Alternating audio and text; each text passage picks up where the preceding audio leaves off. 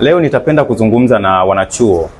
Mwanachuo, hivi unapata wapi ujasiri wa kusema kwamba huna muda wa kuweza kufanya kitu kingine tofauti na masomo wakati ambapo unakuwa chuoni, at least kikaweza kukuingizia pesa 50,000, 100,000 at least kwa mwezi kwa muda wako wa ziada?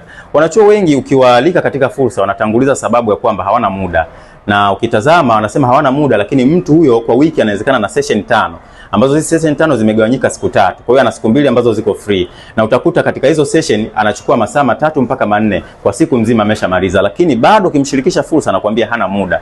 Ila huyu mtu ana muda wa kucheza PS, ana muda wa kuingia Netflix, muda wa kupiga umbea pamoja na kuscroll reels mtandaoni. Hayo ndo maisha yake.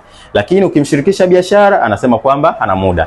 Sasa najiuliza kitu gani kigeni ambacho mwanachuo kinakuwa kinampa kiburi? Kwa sababu uhalisia kwamba ajira hakuna kila mtu anajua. Lakini pia hata hao watu unaona wanachoma mahindi mtaani, sio kwamba wote ni shule ya msingi.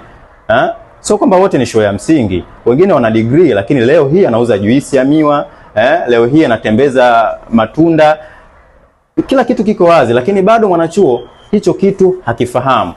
Sasa ni ukweli ni kwamba maisha yanajengwa akiwa chuoni. Kama wewe ni mwanachuo ambaye unatamani kupata biashara au kujifunza elimu ya biashara ambayo utakuwa unaifanya kwa muda wako wa ziada bila kuathiri masomo yako wala kuathiri vipindi vyako, na ukaweza kutengeneza angalau 100,000 au 1,500 kwa mwezi, hebu chukua namba yangu DM nichafute, au comment neno biashara na namba yako ya simu, nikupigie nikualike kwenye semina ujifunze fursa ambayo itaweza kubadilisha maisha yako ukiwa chuoni.